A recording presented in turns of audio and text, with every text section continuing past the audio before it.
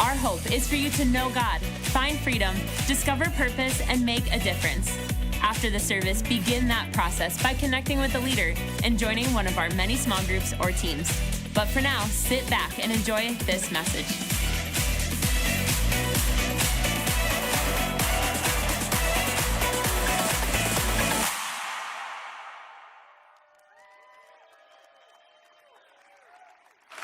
What is up, Substance? Make some noise wherever you are at, because you did it. You made it to church. And man, I'm so glad you're here. If we haven't met yet, I'm Pastor Peter Haas. And of course, today we're in a series on finding peace. And thank God the Bible has a lot to say about it. I mean, get this, over 250 passages on peace alone. I mean, talking about peace in your marriage, peace in your finances, peace in your life. In fact, actually, so I remember back when I learned Hebrew and at the University of Minnesota, and I got to go to Israel, and they every time you say hello and goodbye, you say peace be with you, shalom, right? Shalom means hello, it means goodbye, but ultimately it means peace be with you, and not just with your life, I mean, with your finances, with your physical body. It means wholeness, harmony, and if you change one letter in the word shalom to shalom, it means to make restitution, to make things good relationally. And really, that's what we're trying to talk about, is just how to make things good, how to make it good in your finances, how to make it good in your life. I know that there's another level for me. And the only way I can experience that shalom in my life is by surrendering to God's wisdom. And actually, that's what I want to talk about a little bit today, is just how to get it more into your life, into your family. How do we get it into our kids? Some of you are like, that's what I really need, is peace in my parenting. And if you're out there and you're overwhelmed, listen, this is God's will for you, okay? Proverbs 29:17 says this: discipline your children and they will give you peace. Some of you are like, I didn't even know that was possible. I mean, really? And they will give you peace. They will bring you, I love this, the delights you desire. Some of you are like, wow, like really? Okay, you're looking at your kids right now and you're like, I don't see it. No, really, they will bring me the delights I desire. Okay, some of you just turned to your kids and said, that's your job. Do you understand? Okay, no, ultimately, it is God's plan that your kids would actually bring you peace, and that they ultimately will bring you the delights that you desire. And if you're wondering if it's possible, the answer is yes. Now, it might take a little bit of work to get there, because remember, it says discipline your kids. Now, this doesn't mean, we're not talking about spanking. We're talking about conversations. It actually means really coaching your kids, calibrating their habits, getting involved with their lives, processing their relationships, their friends, their finances, everything, okay? So it's getting into your kids' lives, and when you do, not only will it bring peace to you, but it'll bring peace to them, Isaiah 54:13. All your children will be taught by the Lord, and great will be their peace. Some of you don't have peace in your life, and you know it. That's why you're here. Well, listen, I really believe that if you would allow yourself to be taught by the Lord, that not only will you have peace, but great will be your peace. It'll be supernatural, it'll be bigger, and it'll be better than anything you've ever experienced that before. And I want that for my kids, I want that for me, I want that for you. But let's be honest, in order to get it in our kids, you can't export what you haven't imported. It starts with us, right? We have to start by modeling it to our kids, and it's kind of hard to model good behavior to the kids when we don't have it ourselves, right? Have your kids ever driven you nuts? And then all of a sudden you realized, oh, you learned that from me. Some people are worried that their kids aren't listening to them. You should be worried that your kids are listening to you all the time, and then mirroring it back to you at all their worst moments, right? How do we deal with this, right? A while back, I got turned on to this one world-renowned, he's a research psychologist. kind of a nerdy guy, which is why I love him. He's a research psychologist who specializes in a lot of parenting issues named Dr. Robert Epstein. And he had done a huge amount of academic research on how different parenting approaches will affect child outcomes. So when you talk about child outcomes, we're talking about, do your kids use drugs? What is their risk of suicidal ideation? You can kind of go through child outcomes like, are they graduating? Do they graduate with good grades? These types of things, child outcomes, okay? So he was, the problem is there's so many opinions about parenting, right? So, there's literally over 40,000 parenting books on Amazon, and half of them contradict each other in terms of what are the top values. And so he was like, if I took all of the research on parenting and child outcomes, and then he literally did something, it's called regression analysis, where basically it's a study of studies to kind of find out what parenting tactics have the greatest impacts statistically. And right, is it a tactic like to spank or to give timeouts, or is it educational opportunities? If parents will provide, their kids with more educational opportunities, does it increase the odds that they will turn out? Is it sports? If we get them around other coaches? Is it, what about restricting video games, restricting TV? Is it sugar? Sugar is the enemy of all mankind. Okay, some of you are like, I rebuke that. Is it, what? You get the idea, okay? So he was like, let's just try to, cut through the clutter, okay? And for starters, what was so crazy about his research is that he found that religious upbringing, and this is not a Christian study, okay? He found that religious upbringing mattered way more than the parenting experts realized. In fact, he actually proved that parenting experts today are biased against religious upbringing to their own demise. And so he actually made the ultimate argument for getting kids in church just based on pure research. And he actually proved that parenting experts are actually biased against religion when it comes to parenting nowadays, which I thought that was really interesting. But what was the craziest part is that he actually developed the top 10 habits of parents that according to stats. And in a second, I'm going to actually share the top 3 with you and then prove it with scripture. But the craziest revelation out of all this research is that 2 of the top 3 things that he found that parents do that produce healthy kids don't have anything to do with parenting and have everything to do with just how healthy are you as a parent. Now, the reason why that matters so much is because I actually believe the same thing rings true when it comes to discipleship. And so whether you have kids or not, doesn't even matter. You can actually take all of the concepts in this message and apply it to discipleship. If you want to be a good discipler, you got to deal with you first. You cannot export what you haven't first imported, okay? Because again, and I'm going to share this with you in just a second. Statistically, if you want your kids to avoid drugs, get high academics, high mental health, higher financial success, higher marital success, you can predict almost all of it based on 3 simple things, okay? And I'm going to share it with you right now. According to research, it comes down to this. How much daily time do your kids spend with a loving parent? That was the number 1 statistical predictor of child outcomes. Not tactics, whether you spank or not food, not diet, not life skills, not sports, not educational opportunities. It came down to one single thing was the most dominant. How much time do they spend with a loving parent? The highest outcome kids would spend between 1 and 2 hours a day with their parents. And of course, all the way down to, the average parent in America spends 15 minutes a day with their kids, which you can kind of see why we have problems. But, okay, second greatest predictor is, do the parents have high stress levels?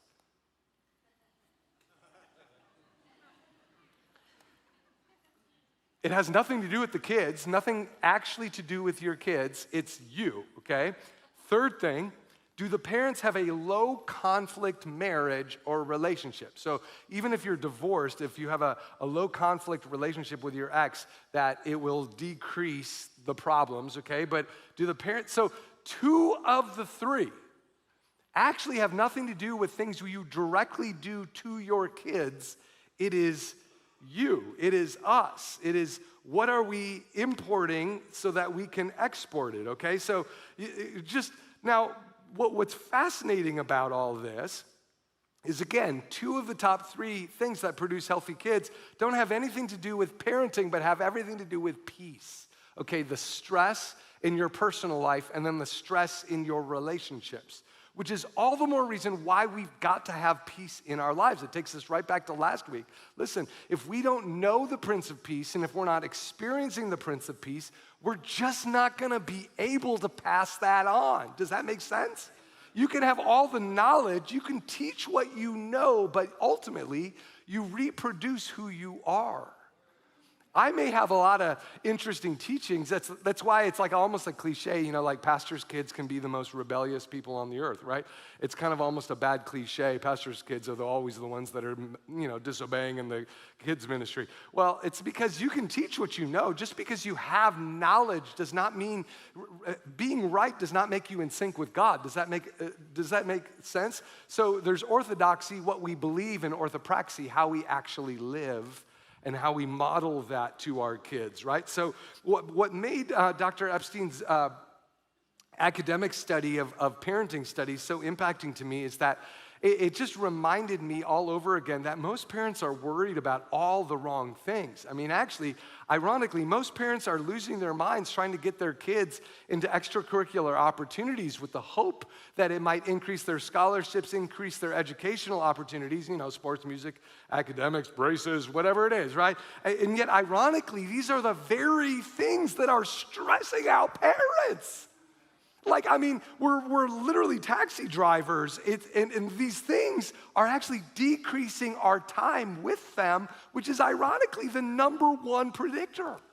Like anything that decreases your time with your kids is ironically the enemy. Really, he proved systematically that good things are actually killing our kids. It's like the old saying goes, if the devil can't get you bad, he'll get you busy, right?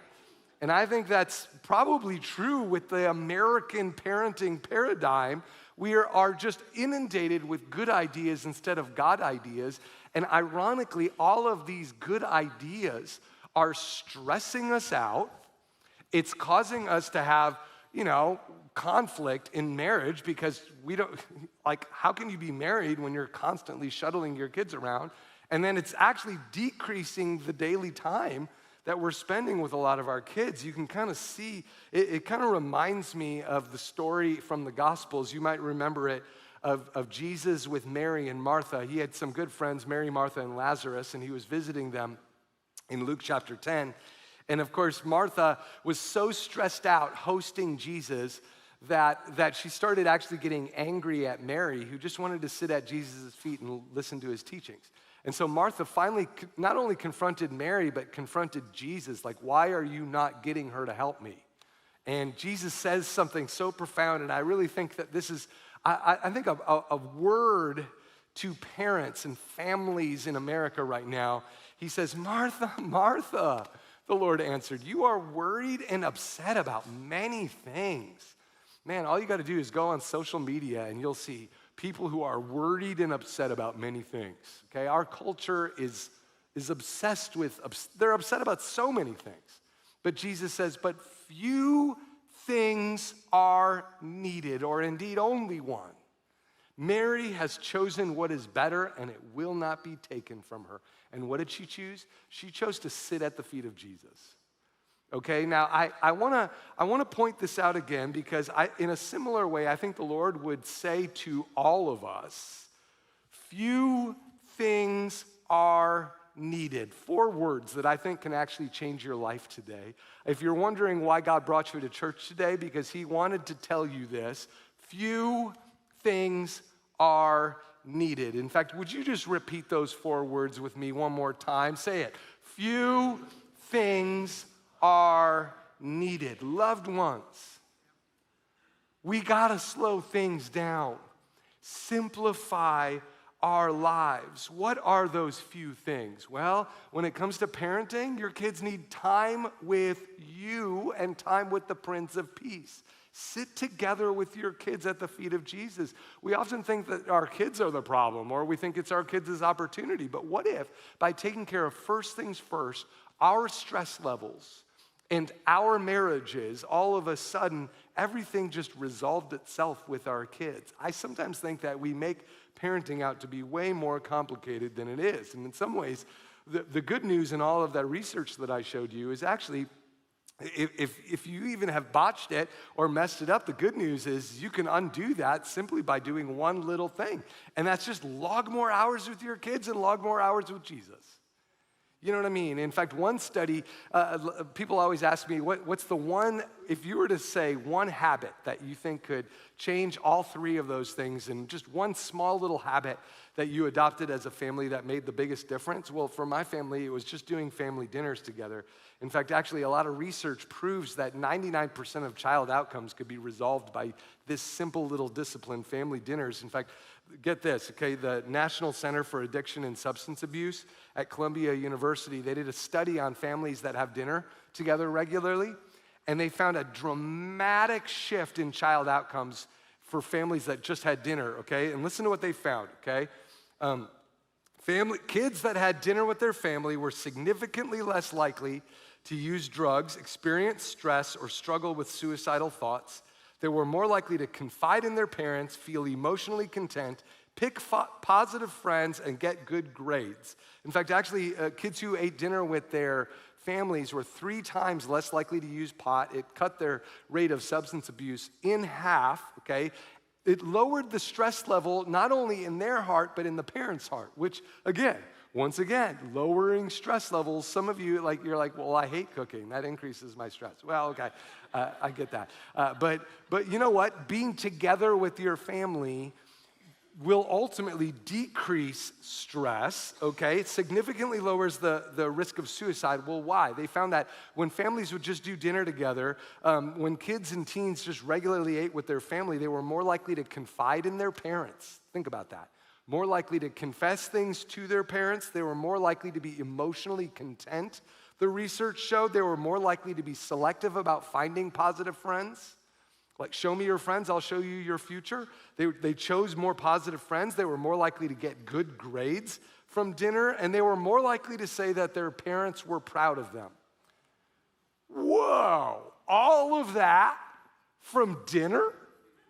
Exactly. I'm just simply saying it's just a simple habit that hits the top 3 very squarely. Spending time, check. Okay, do the parents have high stress levels? It tends to lower stress, not only in the parents, but in the kids. And then all of a sudden, hey, even if you have conflict, you can actually kind of talk it out. I mean, some of our greatest conversations as a family happened at the kitchen table. Some of our greatest fights also happened at the kitchen table. You know what I'm saying?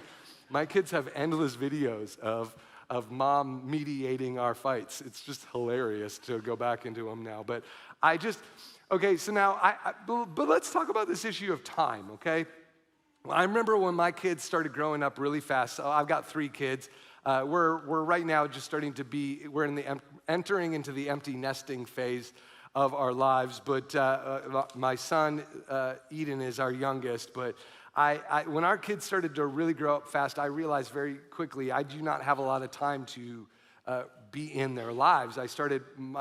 One of my friends actually challenged me, hey, Peter, you only have 3 summers left with your kids as a nuclear family. What are you going to do? And it kind of put it in perspective. I'm like, okay, what am I going to do? And so I got really intentional about different life lessons that I wanted to impart to all of my kids. Okay, so I always tell people that if you think about discipleship or parenting, just imagine, if you will, that I could reduce parenting into a series of 2,000 conversations, demonstrations, and impartations, okay? So I started making a list of everything I wanted my kids to learn from me. And, you could start with, kind of practical things. This is how we use credit cards. This is how we don't use credit cards. This is how we view debt. This is how we read our Bibles. This is how we read our Bibles when we don't feel like it. This is how we read the New Testament. This is how we read the Old Testament. This is how we discern God's voice in prayer. This is how we hear from the Lord prophetically. This is how we choose our friends. This is how we steward our sexuality. And so I started writing all these things down, just making long lists. This is how and then not just conversations, but also demonstrations. This is how we deal with with teachers we disagree with. This is how we deal with bosses we don't like. This is how we forgive friends that betrayed us or did mean things to us, okay? So demonstrations. This is how we're generous even when we don't feel like it, okay? So I wrote down all these things, and for a lot of these things, I realized, okay, like dating, it's not merely one conversation, okay, and then you're done and then it's good, right? It's like you start with 25 conversations, right? Like I had my first 5 conversations with when my girls were little. I just told them one thing: all boys are awful, don't date them. You know what I'm saying? Like, just avoid them. You know, like I actually, the thing that I always said is don't date too young, because dating too young is like eating frozen pizza before it's cooked, right? And so like they knew that, they heard that, literally I repeated that to them like 1,000 times. But then the question eventually came is, well, when is the pizza cooked? You know, I didn't tell them that. I'm just like, dating too young is like eating frozen pizza before it's cooked. So, but I wanted to make sure that I had lots of conversations with them before they were even in 6th grade, okay? Which, by the way, I have a million blog resources. If you go to peterhaas.org/parenting, I've got like 9 different messages on everything that I taught my kids, from dating to sexuality to all this. So if you want more resources, just make sure you go there. But I had my first 5 convos about dating, but then I realized even when my kids could mirror back all of my teachings on dating, they could repeat every little statement I could ever, they knew all of my dating disaster stories, and they could repeat it back to me. It didn't mean that they actually agreed with it.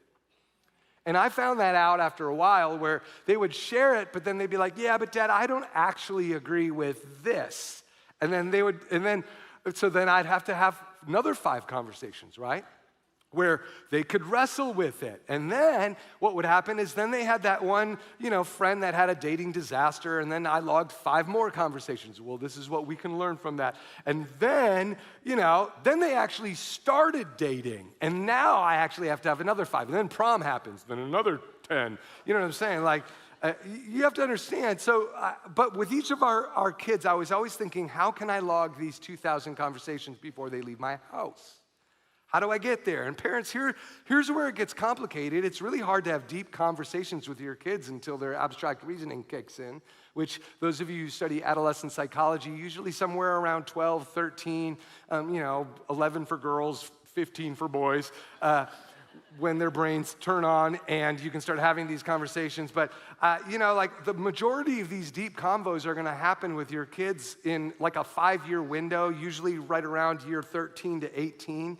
And don't get me wrong, you're still teaching your kids before 13, but instead of conversations, it's more demonstrations, okay? Does that make sense? It's more like modeling instead of processing, because again, it's really hard to have like deep conversations about theology or getting into the Bible and, those types of things until, abstract reasoning is kicked in. But I bring this up because there's this phase in the life of every young person, and whether you have kids or not, this is the discipleship principle you need to understand, okay? Because teenagers also tend to be very receptive to the gospel, and there's reasons for this, okay? But so in evangelism, they call it the 4 to 14 window. Kids are most receptive to the gospel at ages 4 to 14. Then their teachability drops, and then it peaks again, 18 to 22. Okay, so there's these little windows. But as a parent, you're going to notice, I call this the golden window. And this golden window, again, it's like a 4 to 5 year window between, and it's not an exact science, but it's a window of golden opportunity to parent your kids. Okay, now the reason why I point this out is because, for example, my kids could only understand so many teachings on sexuality before puberty. It just doesn't make sense, right? But then all of a sudden after it, they need more input. Why? Because they got chemicals in their bodies that are telling them new things, right? So on the front side, you can only have so many conversations until those moments happen. And then on the back side, you get towards the end of this, what happens is they become busier and they get more independent, right? They get their driver's license, they start earning money. And the reason why that's important is because, the moments your kids get a driver's license, well, they start taking off to go hang out with their friends, or they start going to their job. Parents lose 2 huge tools when it comes to parenting, leverage and proximity. What is leverage? Okay, it's power, okay? Like, for example, economics. It's a lot easier to incentivize your kids to do good behaviors when they need your money, right? Oh, if you don't mow the lawn, I'm not going to give you cash, okay, for whatever it is. You have leverage, okay? So that financial leverage gives you the ability to incentivize behaviors. Well, guess what happens when they get a job? Suddenly they don't need your money as much. I don't care, Dad, I'm not gonna mow the lawn. You know what I'm saying? You lose leverage. You also lose proximity because, again, now they get a job or ultimately they go away to college. Now they're not living under your roof. Your ability to log as many hours as easily changes, okay? So if you think about it, leverage and proximity decreases in the middle of this. And again, you can mentor your adult kids, you will mentor your adult kids, but outside of that window, here's what happens. Okay, now you're gonna be dealing with other factors. You lose proximity, you lose leverage, but you also get these additional voices in their life. You're gonna get their roommate's opinion that you're gonna have to deal with. Maybe they're dating their romantic someone, then maybe a spouse, a complex social life. My point is that there's other voices that you're gonna compete with, and it's harder, okay? So does that make sense? Now, the reason why I point this out is because one of the number one regrets that I hear from boomers when they tell me about what would they go back and change if they could, it's this. The number one regret is I underestimated how fast the golden window flies by. I underestimated how fast the golden window flew by. This little window, they just, when they were thinking about the 2,000 conversations, most people will say, I literally only got to like 700. And then they were gone. And I underestimated how short that window was because it just wasn't happening until, and then boom, it's complicated, right? I mean, and I get it. A lot of people say, I was just distracted by my career in that moment, or my child was distracted, and we were just like two ships passing in the night. And even though the parents were either super sharp and they may have been extremely godly, the time clock just ran out. They were great at teaching the 600 conversations and impartations and demonstrations. They just didn't get to 2,000. And so what happens is, and part of the reason why a lot of parents don't get to the 2,000 before their kids leave is, well, a lot of times we embrace different tactics that don't really work well. For example, okay, a lot of Christian parents will use what I like to call legalism to parent their kids. What is legalism? It's using rules instead of relationship. Instead of coaching, we just say, instead of watching TV with our kids, we just say, don't watch fill in the blank. I'm just gonna forbid you from doing these things, or I'm gonna forbid you from dating, or I'm just gonna forbid you. Really what it is it's a lot of parents saying, it's easier to just forbid you from all these things than it is to coach you because it takes time, right? Or we use it because, I would feel awkward. I feel awkward. I don't even know how to talk to you about sexuality so I'm just gonna kind of avoid it by just saying, don't do it. Don't touch boys and vice versa. You know what I'm saying? So in other words, legalism is actually a comfort tactic that a lot of parents use to actually avoid parenting. Unfortunately, then those kids just go away to college and do everything that they couldn't do when they lived with you. You know what I'm saying? Like, and some of you were that person, right? Or on the opposite end of the spectrum, some of you were raised by legalistic parents, and so you're like, I'm gonna do the exact opposite. In fact, here are drugs. No, nobody says that, right? But a lot of parents, they kind of are like, just, I hope you figure it out. You're gonna figure it out, you know? The problem is that kids don't figure it out if you're not in their lives, and a lot of times it's too chill on the other side. And then you split the difference. Here's the third tactic that a lot of parents fall into, and I call it the ranting technique, is you suddenly realize how short the golden window is, and so then you try to catch up by doing lectures. Every time you see him, let me tell you about your oil changing on your car. Let me tell you about the this on that. And you just start lecturing them. And then what happens is then teenagers are like, Dad, no, right? They tune you out, which when kids tune you out, guess what you do even more? Well, now I'm really gonna lecture you, except I'm gonna do it mad, and then kids are gonna tune you out even more. So then it becomes a cyclical problem, right? I mean, I think we've all seen this play out in a lot of different people, right? And so my advice to parents in the golden window is this. Here it is. Slow your life down. Or as Jesus put it to Martha, Luke 10:42, few things are needed. Few things, less is more. Parents, turn your 5-year goals into 10-year goals. Because let me tell you, when you start empty nesting, you're going to have more time. Okay? And maybe you're out there and you're like, yeah, but Pastor Peter, my family needs my money now. No, they need you. They don't need a bigger house. They don't need a nicer car. They don't need we have so many elaborate, and I would even dare to say idolatrous expectations for our kids that are actually undermining what they need most, and that is time with you. They don't need money, lessons, sports, all these things. They need time with you. Get rid of anything that decreases your time with your kids. Less is more. You have to model it too.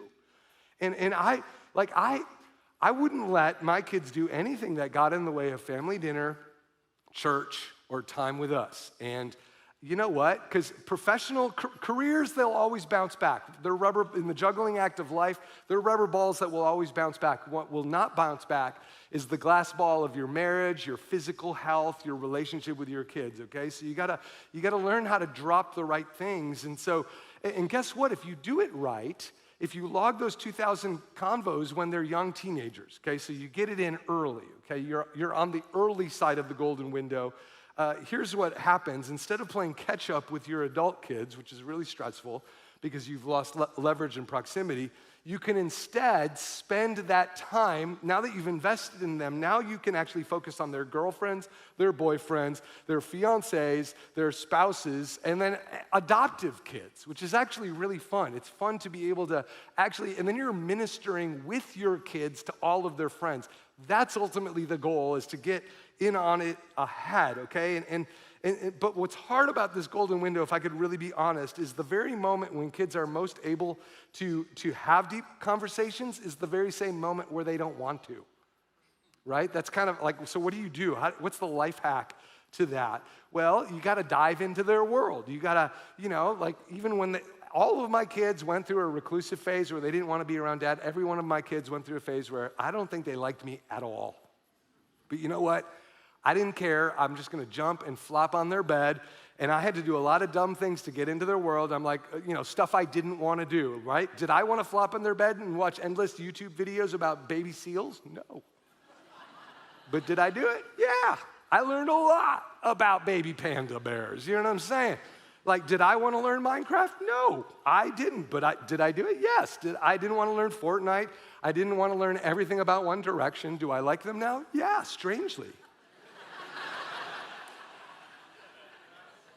Here's the truth.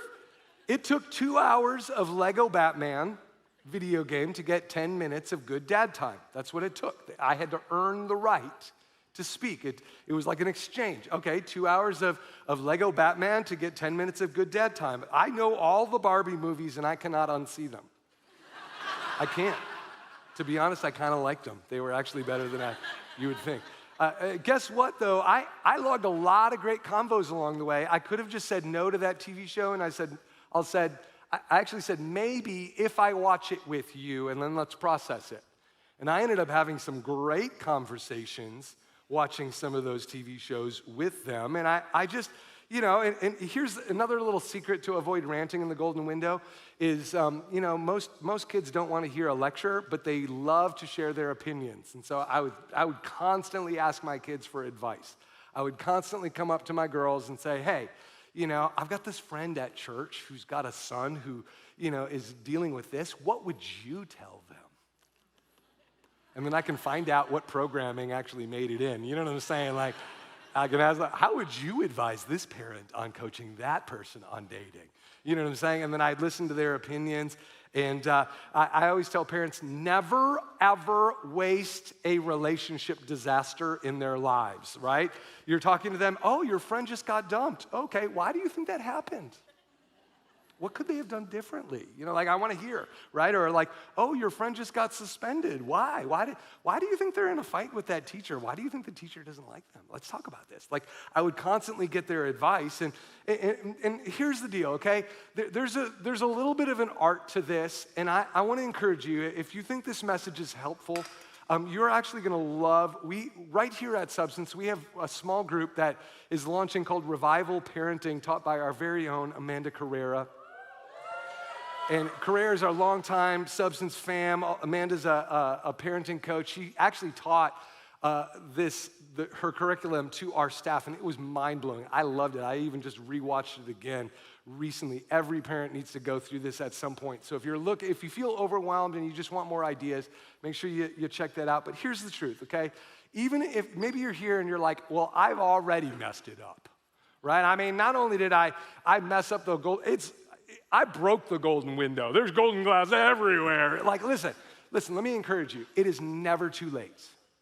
It is never too late. And we serve a God who is so redemptive. And he's got a plan to turn it around. And whether or not maybe it's your parents failed you or you are the parent who failed somebody else. Listen, it is never too late. We serve a God who can raise the dead areas of our lives. And even more than that, he has an adoptive family called the church that can fill in all of the gaps where you need it most. And actually, when you look at the parenting research, kids who attend church, even if kids who attended church with a really dysfunctional family, guess what?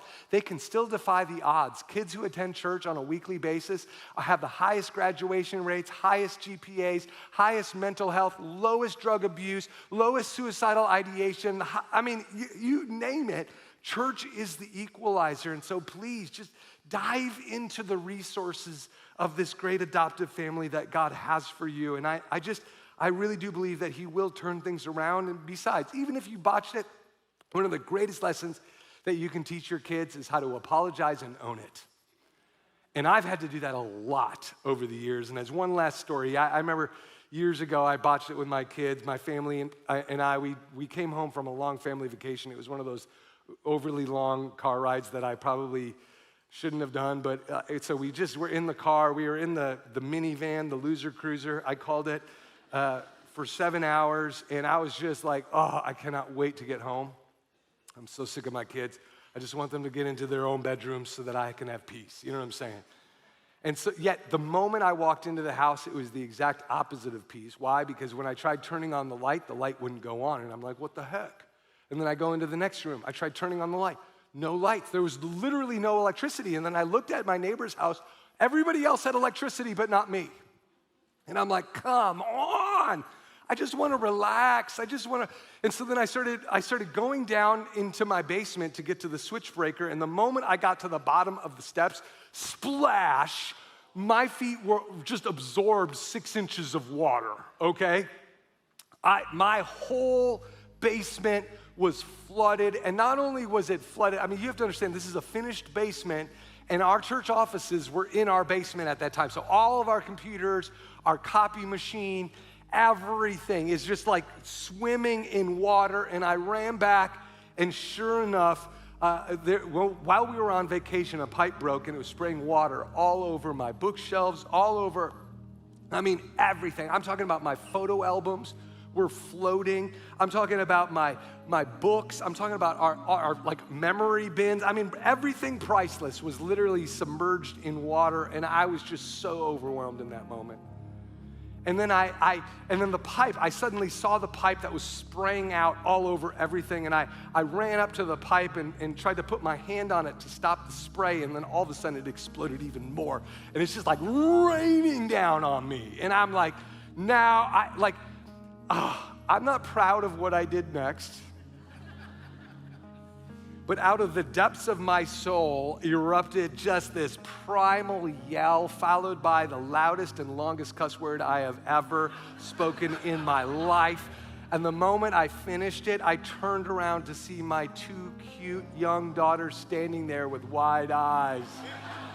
They were like 4 and 6 years old, the cutest girls you've ever seen, and they were just looking at their daddy. They had never seen their daddy like this before, ever. And they just tiptoed back up the stairs, Fast forward a couple hours, Carolyn was putting the girls to bed, and my oldest daughter was really honest with her mom, and she just said, "So, Mommy, is Daddy going to hell?" I mean, they had seen a side of Daddy that, let's just say, wouldn't fit in heaven, and they were legit concerned, like, is Daddy gonna make it? Because based on what we saw, that'll make baby Jesus cry, like they were just, for sure, right? And so to the point where Carolyn had to come talk to me, and Carolyn was like, "Hey, Peter, the girls are legit concerned about your salvation, and they will not be able to sleep until you go talk to them." So I knew I needed to go in and talk about the word that I said, and so I walk into their bedroom, and they were huddled up in their nightgowns on the bunk bed, just with wide eyes, like, "Who is our daddy?" And I had to be honest with them, like, "I'm sorry, guys, I shouldn't have done that, and Daddy needs the two of you to pray for me, like, I've done things, I've been places, the convo." And like, I had to explain how I needed them to pray and ask Jesus to forgive me, and then I needed to ask them for forgiveness. And it took a while to convince them that Daddy and Jesus are good now, you know what I'm saying? Like, I will go to heaven someday, and they still get concerned every now and again, but I just, here's the truth. The greatest lesson you can teach your kids is just how to apologize when you fall short. It's gonna happen. It's gonna happen. And then but be honest about it, own it, and change. I think demonstrating repentance can be a very powerful thing. And that's where I want to end with this. The ways of wisdom are pleasant ways, and all her paths are peace. Listen, it doesn't mean that it will always be peace-filled getting to this place, but I do believe that ultimately when you do, I believe that peace will actually flow in your lives. And loved ones, this is why we do church, it's why we do small groups, why we do kids, why we do youth ministry, is I really believe God and the church wants to fill in the gaps. And all of us have gaps in our lives. And so here's how I want to end. I want to end just by praying for you. No matter what you've done or haven't done, God has a remedy and a solution for you, and he has wisdom for you. And all you need to do to receive it is simply just ask him for it and surrender to it. God gives wisdom generously to all without finding fault. And so no matter how young or old you are, I believe that God has a plan of redemption for you that is beautiful and that is filled with peace. Would you just receive it from him right now? I believe the Lord is speaking to you about all sorts of different relationships in your life. He's got solutions for you that can unlock the doors in your life that somehow got locked over the years. And so, Heavenly Father, you see our lives, you see everything we're worried about, you see everything that stresses us out. And Lord, you have a solution for every last one of us. I pray that we would receive that solution right here and right now. And that begins by us just repenting and surrendering to you. And in church, if you're agreeing with the prayer that I'm praying right now, then just repeat this after me. Say this. Say, "Dear Jesus, forgive me, renew me, and reign in me, starting right now, in Jesus' name." And just start thanking him for what he's doing. Right now, he's sending out angels on new assignments. He's sending out dispensations of wisdom that will rectify everything in your life. Jesus, we receive you, the Prince of Peace, into our hearts right here, right now. In Jesus' name we pray. If you agree with that prayer, say amen. Amen. Amen. With all that said, we're going to have our campus pastors come on up and tell us where we're going to go next. Love you guys.